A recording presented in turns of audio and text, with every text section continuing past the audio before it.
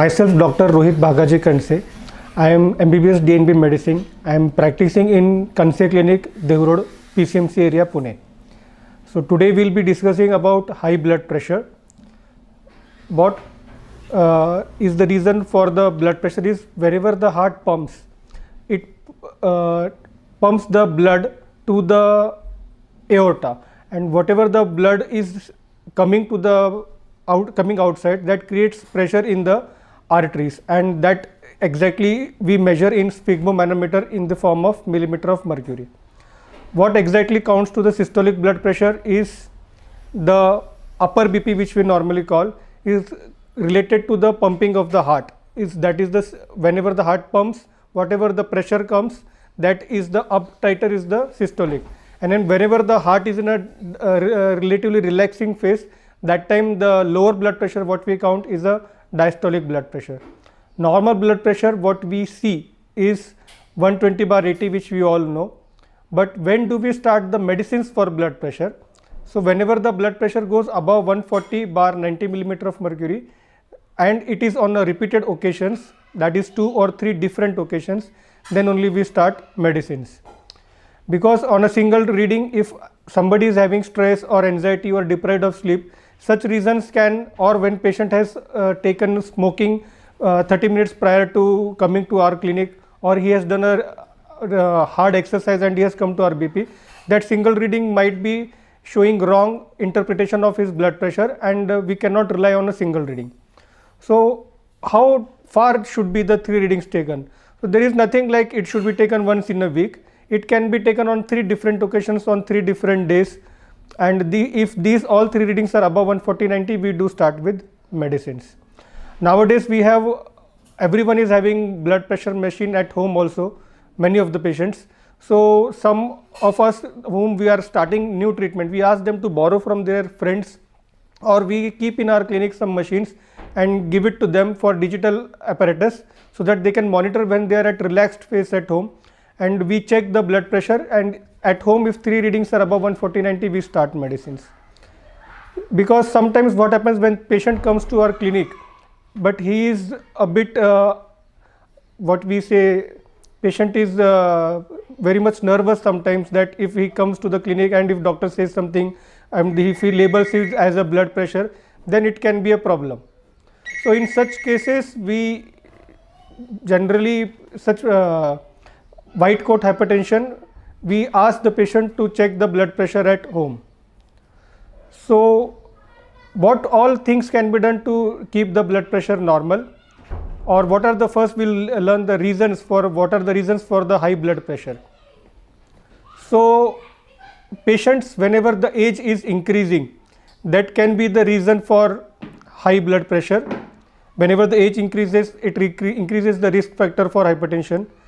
The patients who are under stress are the reasons for high blood pressure, increase in stress. Those who smoke, those who take alcohol are having high chances of blood pressure. If there is something family history, 1 or 2 relatives in family having high blood pressure, then deprived of sleep, patients who are consuming more of saturated fats, more of a junk food, more of bakery items, are having high chances of getting high blood pressure. So whenever patient comes, we counsel them regarding these are the risk factors, and if we try to improve on these things, we can reduce the blood pressure. So what are the things? Like age we cannot change, but what we can do is we can change the lifestyle of the patient. So asking them to take a proper 8 hours sleep, early to bed and early from bed after completing sleep, taking less salt in a diet. What WHO guideline says, the salt intake should be less than 5 gram per day. What we, for calculation purpose, we take it as 4 gram per day. So a person who are having 4 members in family can have 4 into 4, 16 gram per day in daily consumption. A packet of 1000 gram of salt, 1000 divided by 16, so they can consume 1 kg salt for their family for over 64 days. So that will be the good quantity of, that will be the correct quantity of salt what they are taking. So this is the way of reducing salt. The food items which contains more of salt, like junk food, your pickle, papad, such food items should be avoided. We should not put salt above, like whenever something we are taking, some people have habit of taking salad like cucumber and putting salt over that. So all such things of pouring salt should be stopped. By reducing the salt intake, we can reduce our blood pressure by 6 to 10 millimeter of mercury. It depends on how much we reduce salt. Same way, the reducing saturated oil will help in our diet or help in our controlling blood pressure. We should reduce saturated fats and increase polysaturated fats. So what is the way of reducing salt is, somebody whose family is again consisting of 4 members, one person should take oil less than 700 ml per month. But we all eat groundnut, we all eat coconut, we all eat sesame, that is still in our regular diet. So such things are not counted.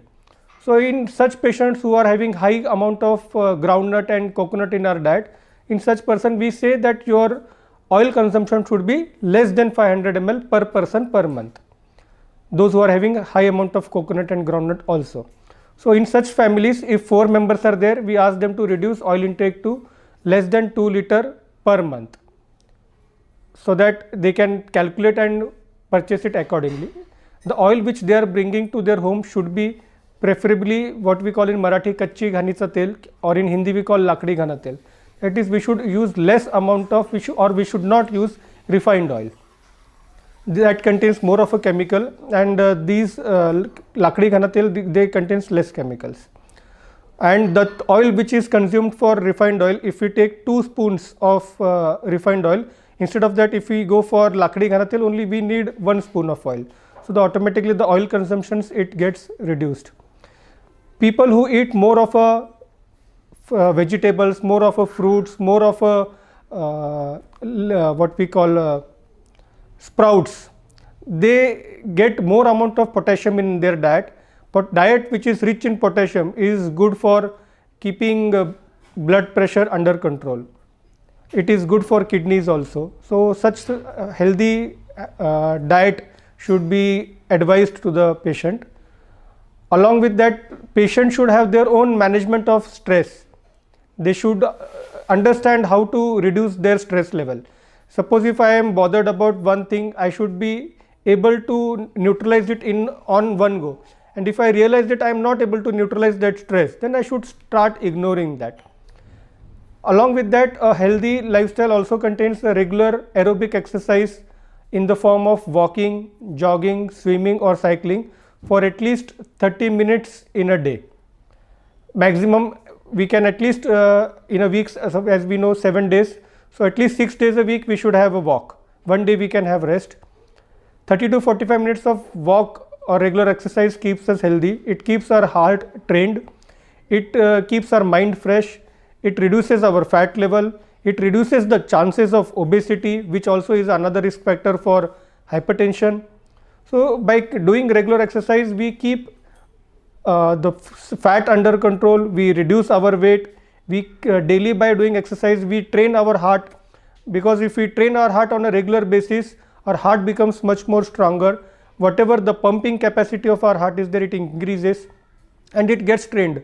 As we all know, the athletes who have a normal, generally we have a normal heart rate of 60 to 90, but the athletes, they have a lower heart rate.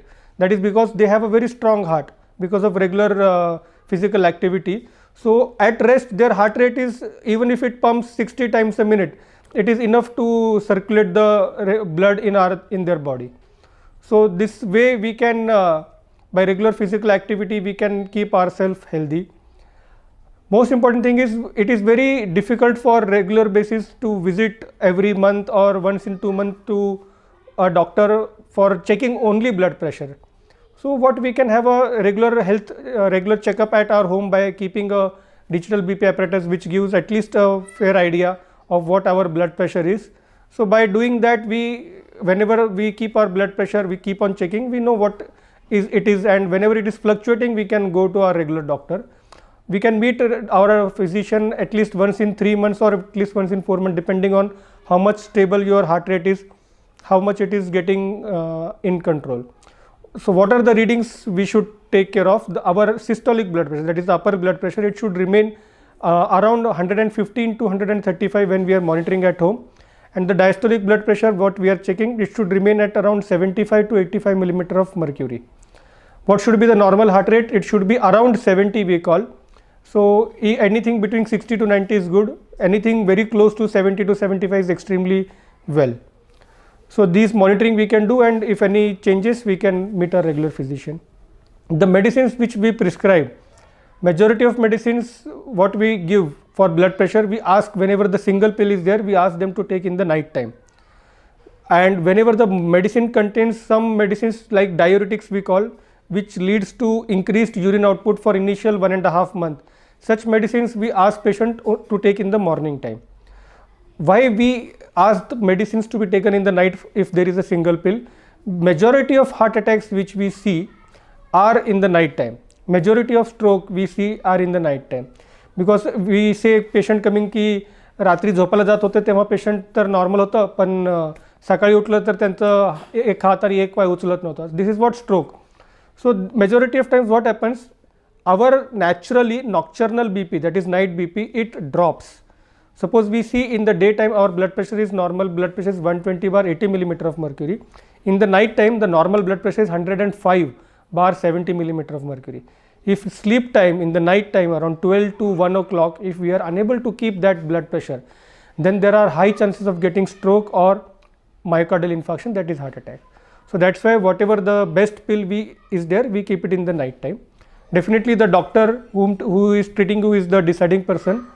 Sometimes there are like some patients who are having more of a stress, or they are more of anxious people. In such cases we give blood pressure medicines in daytime also. Medicines which control the heart rate, we give them in the daytime, morning time. So there can be some variations, there is no one hard fixed line. So take your medicines on a regular basis. Keep your heart healthy, keep your blood pressure under control, and like this I will stop my talk, and thank you.